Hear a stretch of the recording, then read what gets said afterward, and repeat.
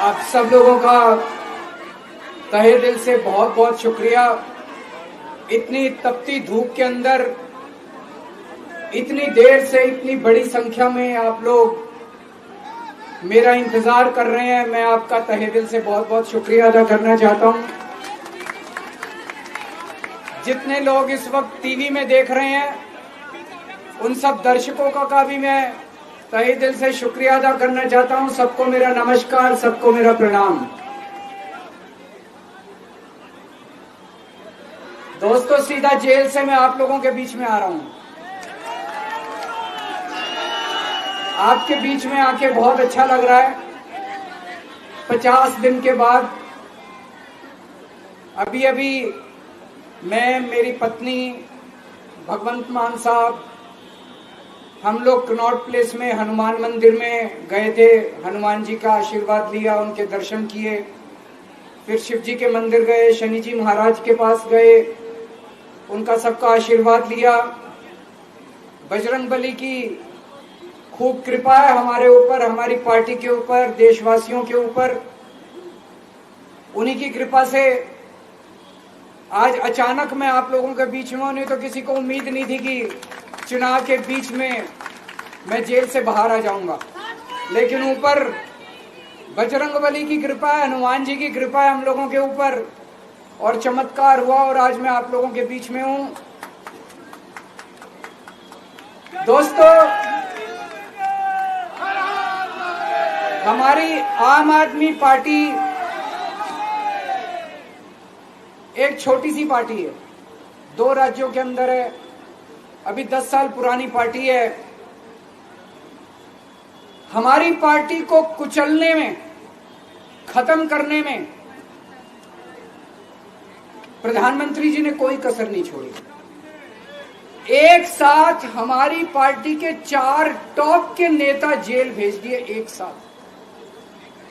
अरविंद केजरीवाल, मनीष सिसोदिया, संजय सिंह, सतिंदर जैन।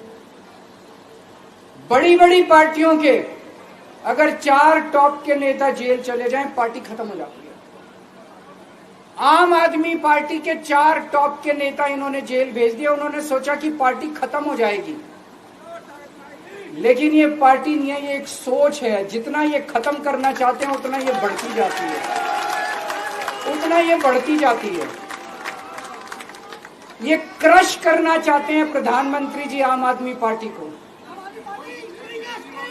जो लोग मोदी जी से मिलने जाते हैं, वो कई लोग हमें भी जानते हैं, वो बाहर आके हमें बताते हैं कि आपके बारे में सबसे पहले मोदी जी से जो भी मिलने जाता है, सबसे पहले वो केजरीवाल की और आम आदमी पार्टी की 10 से 15 मिनट बात करते हैं। उनको कहते हैं कि आने वाले समय के अंदर आम आदमी पार्टी ही देश को भविष्य देने वाली है। वो खुद भी मानते हैं। इसीलिए वो चाहते हैं कि आज ही आम आदमी पार्टी को बढ़ने से रोका जाए, इनको कुचल दिया जाए। ये तानाशाही है। अगर उनको लगता है कि आम आदमी पार्टी आने वाले समय में बीजेपी को चैलेंज देने वाली है, आप अच्छे काम करो, आप देश को भविष्य दो। आज आपकी सरकार है केंद्र के अंदर, आप देश के लिए काम करोगे, आम आदमी पार्टी को कोई पूछेगा ही नहीं। लेकिन आप कुछ काम नहीं करो और आम आदमी पार्टी को कुचल दो, ये जनतंत्र नहीं है, ये इस देश की जनता पसंद नहीं करती। इन्होंने आम आदमी पार्टी को कुचलने में कोई कसर नहीं छोड़ी। छोटे से लोग हैं हम लोग, छोटी सी पार्टी है। 75 साल के अंदर इस कदर किसी पार्टी को और उसके नेताओं को प्रताड़ित नहीं किया गया जिस तरह से प्रधानमंत्री मोदी जी ने आम आदमी पार्टी को प्रताड़ित करने की कोशिश की है। मेरे को इन्होंने जेल भेज दिया। प्रधानमंत्री जी कह रहे हैं मैं भ्रष्टाचार से लड़ रहा हूं। देश के सबसे बड़े चोर, उचक्के और डकैतों को उन्होंने अपनी पार्टी में शामिल कर लिया। जिन लोगों को 10 दिन पहले मोदी जी कहते थे 70,000 करोड़ का इसने घोटाला कर दिया, थोड़े दिन के बाद उसी आदमी को अपनी पार्टी में शामिल करके किसी को डिप्टी सीएम बना देते हैं, किसी को मंत्री बना देते हैं और उनके सारे ईडी और सीबीआई के मामले खत्म कर देते हैं और कहते हैं मैं भ्रष्टाचार से लड़ रहा हूं। मैं मोदी जी को कहना चाहता हूं, भ्रष्टाचार से अगर लड़ाई लड़नी है तो केजरीवाल से सीखो। प्रधानमंत्री जी, भ्रष्टाचार के खिलाफ लड़ाई केजरीवाल ने लड़ी है। 2015 में जब दिल्ली में हमारी सरकार बनी थी, हमारे एक मंत्री का एक ऑडियो मेरे पास किसी ने व्हाट्सएप कर दिया। उस ऑडियो में मेरा मंत्री किसी दुकान वाले से 5 लाख रुपए मांग रहा था। किसी मीडिया वाले को नहीं पता था, विपक्ष को नहीं पता था, आप लोगों को याद होगा। मैंने अपने खुद मंत्री को सीबीआई के हवाले कर दिया, जेल भेज दिया था अपने मंत्री को। ये होती है भ्रष्टाचार के खिलाफ लड़ाई। पंजाब के अंदर मेरा एक मंत्री भ्रष्टाचार में, मेरे को पता चला कि वो पैसे मांग रहा है। वहां पे मान साहब ने उसको, किसी को भी, विपक्ष को नहीं पता था, मीडिया को नहीं पता था, हमने अपने मंत्री को उठा के जेल में भेज दिया। तुम देश के सारे चोर उचक्के डकैतों को अपनी पार्टी में शामिल कर लो और केजरीवाल को जेल भेज दो और कहो मैं भ्रष्टाचार के खिलाफ लड़ रहा हूं। तो आप भ्रष्टाचार के खिलाफ नहीं लड़ रहे प्रधानमंत्री जी, आप देशवासियों को बेवकूफ मत समझो। देश बच्चे बच्चे की जुबान के ऊपर हो रहा है कि सारे चोर चक्कों को अपनी पार्टी में शामिल करके और ईडी और सीबीआई के सारे केस उनके रफा दफा कर दे। केजरीवाल को क्यों गिरफ्तार किया? केजरीवाल को गिरफ्तार करके उन्होंने एक मैसेज दिया है सारे देश को कि अगर मैं केजरीवाल को गिरफ्तार कर सकता हूं तो किसी को भी गिरफ्तार कर सकता हूं। कोई केस नहीं होगा, कोई मामला नहीं होगा, तब भी मैं तुमको गिरफ्तार कर सकता हूं। एक बेहद खतरनाक मिशन चालू किया हुआ है प्रधानमंत्री जी ने, बहुत ही खतरनाक। देशवासियों को यह समझने की, अब जब मैं बोलने जा रहा हूं, समझने की जरूरत है। उस मिशन का नाम है वन नेशन वन लीडर। देश के सारे नेताओं को खत्म करना चाहते हैं मोदी जी, और इसको 2 स्तर के ऊपर इस मिशन को चला रहे हैं।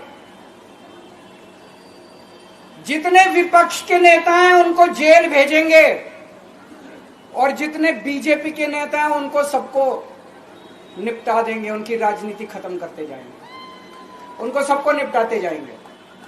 विपक्ष के अंदर आज इन्होंने मनीष सिसोदिया को जेल भेज दिया, संजय सिंह को जेल भेज दिया, सत्येंद्र जैन को जेल भेज दिया, केजरीवाल को जेल भेज दिया, हेमंत सोरेन को जेल भेज दिया, ममता दीदी के कई मंत्रियों को जेल भेज दिया, स्टालिन के कई मंत्रियों को जेल भेज दिया, केरला के सीएम के पीछे पड़े हैं। अगर ये चुनाव जीत गए, मेरे से लिखवा लो एफिडेविट के ऊपर, थोड़े दिन के बाद ममता दीदी जेल में होंगी, तेजस्वी यादव जेल में होगा, स्टालिन साहब जेल के अंदर होंगे, पिनरई विजयन जेल के अंदर होंगे, उद्धव ठाकरे जेल के अंदर होंगे, जितने विपक्ष के नेता ये सारे जेल के अंदर होंगे। अगर ये चुनाव जीत गए, इन्होंने बीजेपी का एक नेता नहीं छोड़ा। आडवाणी जी की राजनीति खत्म कर दी इन्होंने, मुरली मनोहर जोशी की राजनीति खत्म कर दी, सुमित्रा महाजन की, शिवराज सिंह चौहान जिसने मध्य प्रदेश का चुनाव जीत के दिया इन लोगों ने, शिवराज सिंह चौहान ने उसको मुख्यमंत्री नहीं बनाया, उसकी राजनीति खत्म कर दी। वसुंधरा राजे की राजनीति खत्म कर दी इन्होंने, खट्टर साहब की राजनीति खत्म कर दी, डॉक्टर रमन सिंह की राजनीति खत्म कर दी। अब अगला किसका नंबर है? योगी आदित्यनाथ। अगर ये चुनाव जीत गए, मेरे से लिखवा लो, 2 महीने के अंदर उत्तर प्रदेश का मुख्यमंत्री बदल देंगे। योगी आदित्यनाथ की राजनीति खत्म करेंगे, उनको भी निपटा देंगे। यही तानाशाही है दोस्तों। वन नेशन वन लीडर ये चाहते हैं, एक ही तानाशाह इस देश के अंदर बचेगा, एक ही तानाशाह इस देश के अंदर बचेगा। हमारा देश बहुत महान है, 4000 5000 साल पुराना हमारा देश है। इसके पहले पिछले 4000 साल में कई मौके आए जब इस देश के ऊपर तानाशाहों ने कब्जा करने की कोशिश की, लेकिन हमारे देश के लोगों ने उन तानाशाहों का तख्ता उखाड़ के फेंक दिया। जब जब हमारे देश में ऐसा मौका आया कि तानाशाह ने हमारे देश के ऊपर कब्जा करने की कोशिश की, इस देश की जनता ने उसका तख्ता उखाड़ के फेंक दिया। आज एक तानाशाह इस देश से जनतंत्र खत्म करना चाहता है। आज एक तानाशाह इस देश से लोकशाही खत्म करना चाहता है। मैं पूरे तन मन धन से लड़ रहा हूं, संघर्ष कर रहा हूं उस तानाशाह के खिलाफ। 140 करोड़ लोगों का साथ चाहता हूं मैं। मेरे अकेले के करने से नहीं होगा। 140 आज मैं आप लोगों से भीख मांगने के लिए आया हूं। 140 करोड़ लोगों से 140 करोड़ लोगों से भीख मांगने के लिए आया हूं। मेरे देश को बचा लो, मेरे भारतवर्ष को बचा लो, मेरा भारत बहुत इस तानाशाही से बचा लो मेरे दोस्त, मेरे देश को।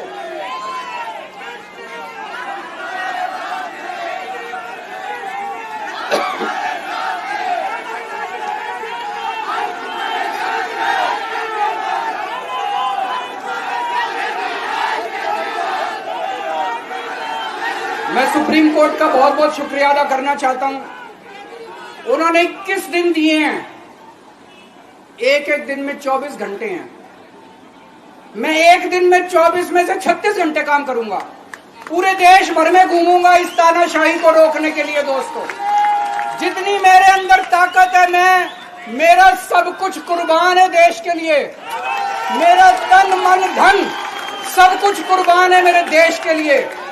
मेरे खून का एक एक कतरा मेरे देश के लिए, मेरे शरीर का एक एक कतरा, मेरी जिंदगी का एक एक पल मेरे देश के लिए।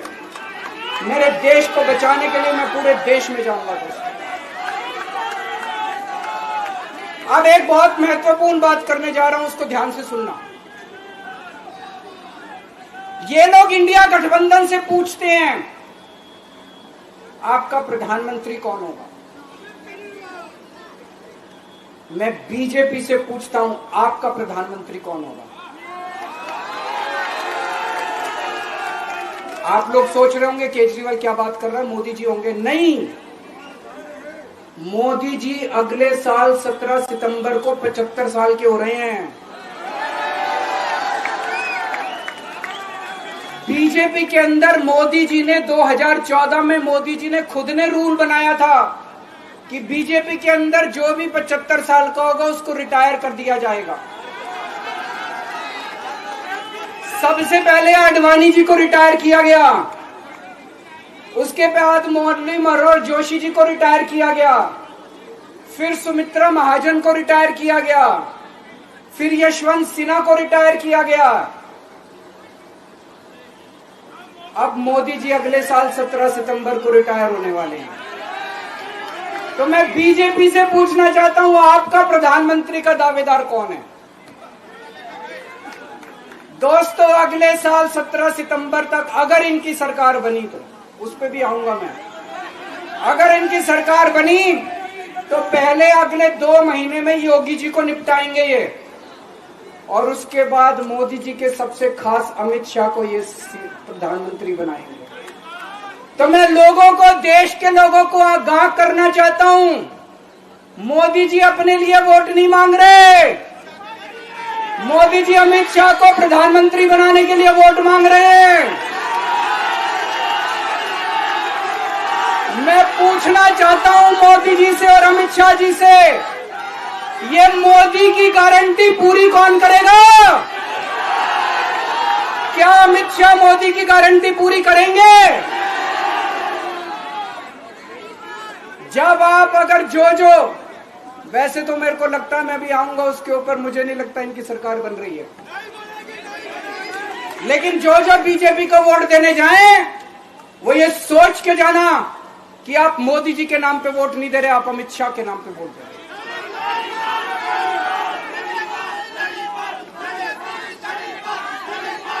अब एक खुशखबरी है आप लोगों के लिए, अब एक खुशखबरी है। सबको बता देना जो मैंने बातें कही है, बड़ी सोच समझ के कही है।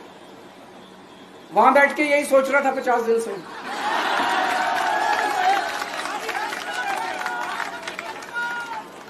दोस्तों, पूरे देश के मेरे को बाहर निकले हुए 20 घंटे हो गए। इन 20 घंटों के अंदर भी मैंने रात भर में जनता से बात कर रहा था, लोगों से फोन कर रहा था।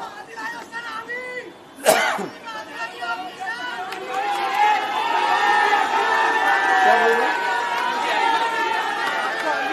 रात को आंधी आई थी।